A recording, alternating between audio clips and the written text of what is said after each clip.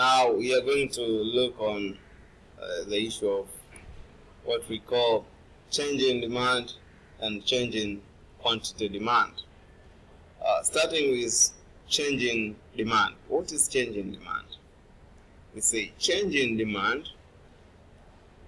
This is an increase or decrease in quantity demanded due to change in other factors affecting demand, while the price is constant. Kwa hiyo change in demand, kubadilika kwa demand ni nini? Ni pale ambapo inatokea kuna kupanda au kushuka kwa uhitaji wa bidhaa, lakini kwa sababu ya change in factors affecting demand kama vile income, taste and fashion, weather na vitu vinavyofanana na hivyo, lakini price ya ile bidhaa husika inakuwa constant.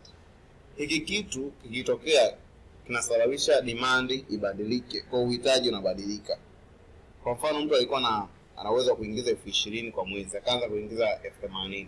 Uhitaji wake vyote vile lazima ubadilike. That is change in demand.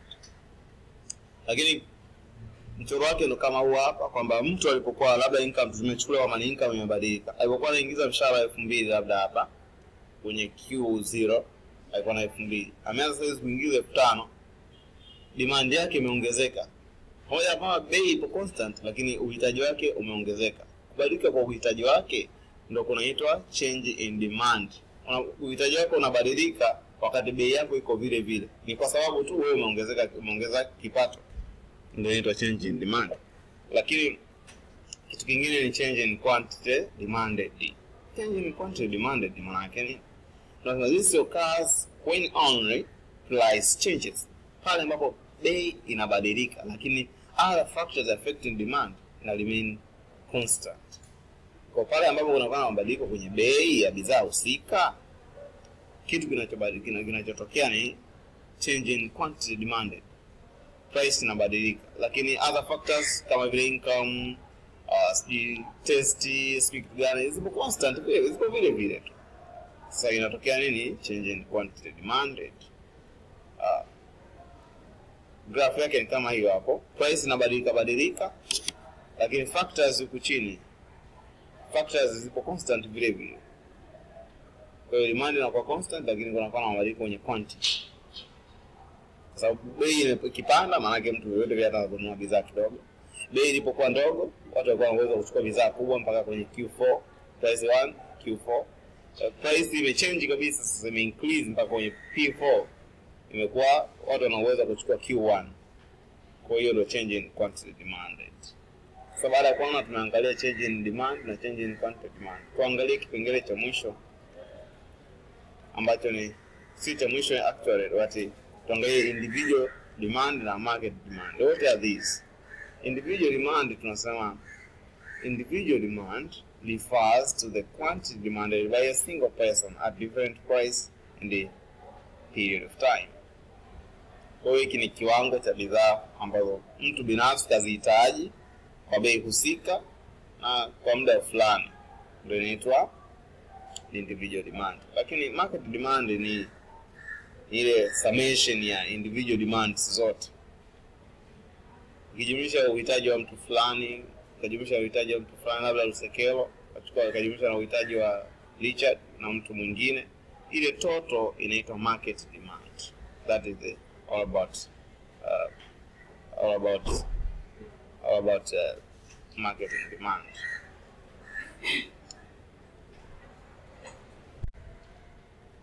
So market demand kama tulivyoona maana yake. Sasa tuangalie mifano ya market demand. Kama hivi individual demand na market demand. Individual demand ni kama vile A ana uhitaji wa 50, B ana uhitaji wa 30. Hiyo ni individual. C 80, D 40, E 20. Sasa ukijumlisha total hii hiyo 50, hiyo 50 jumlisha 30 jumlisha hiyo hapo, hii total yake 220 inaitwa market demand.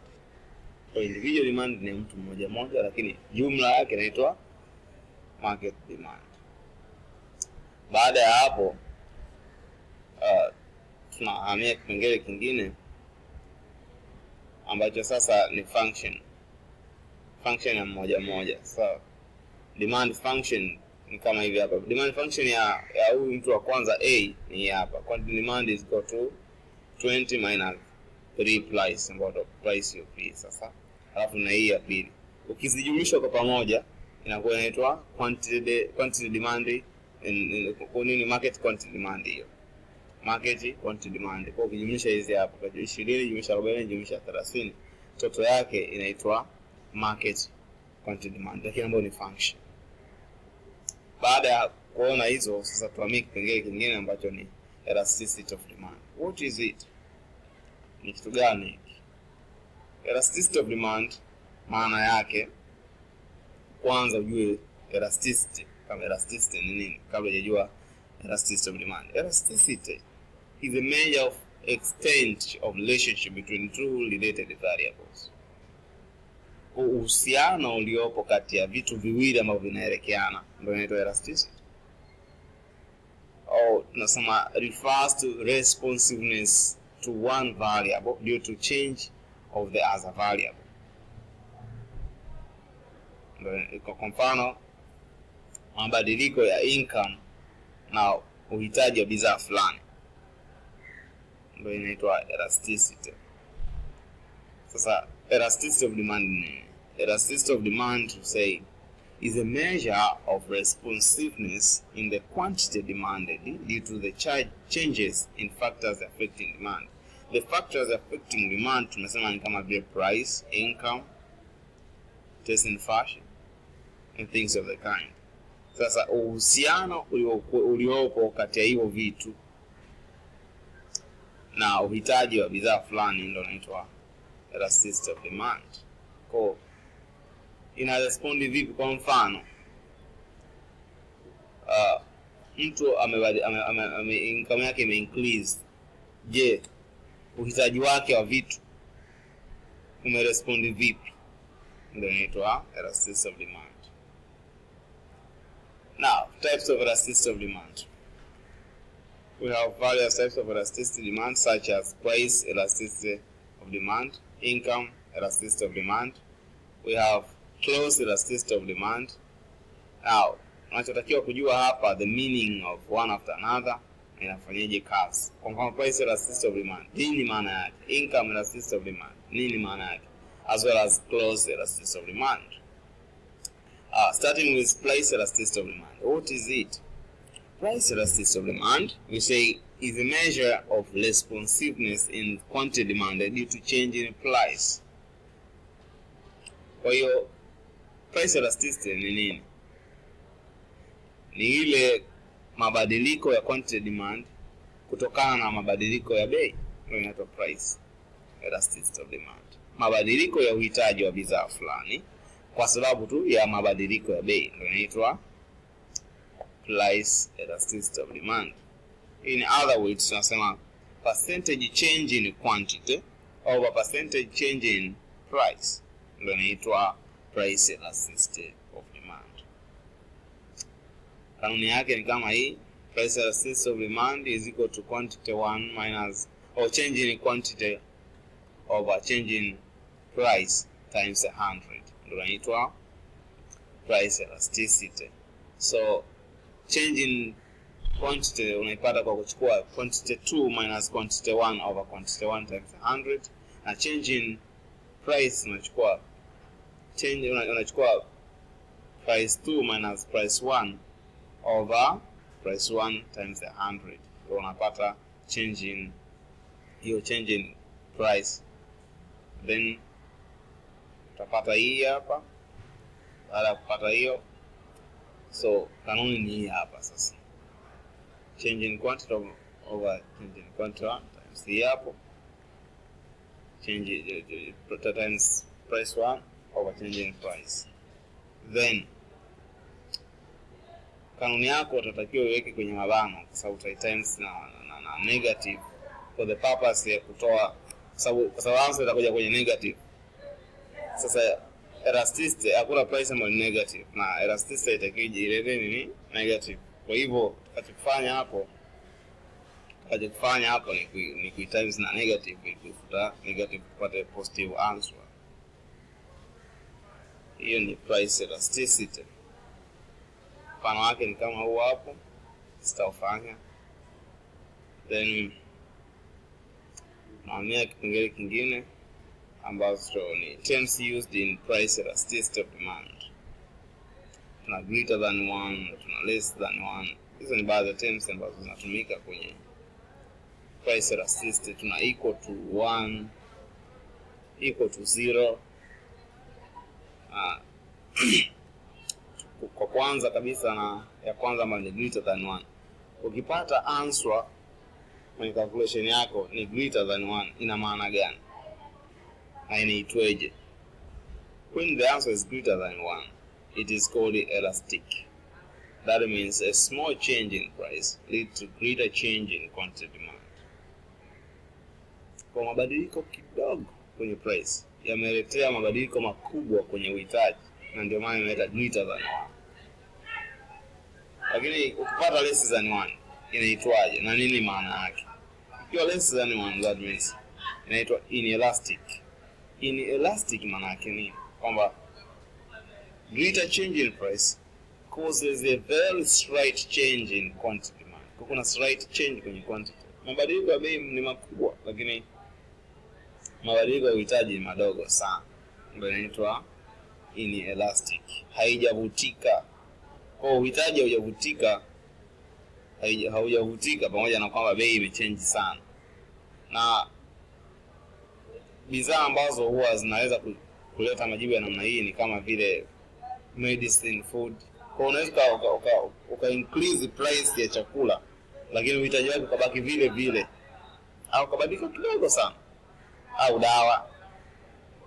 Kwa hiyo italeta inelastic. Itaitwa inelastic. Kitu kingine ni equal to 1. Pale ambapo unapata kwenye umecalculate price elasticity yako, umepata sawa sawa na 1. Jibu sawa sawa na 1. Inaitwaje? Kwanza it is called a unitary. It is unitary. Maana yake nini? Maana yake proportionate change in price causes a proportionate change in quantity demand. Kwa hiyo mabadiliko ya bei yanaleta mabadiliko sawa sawa ya nini?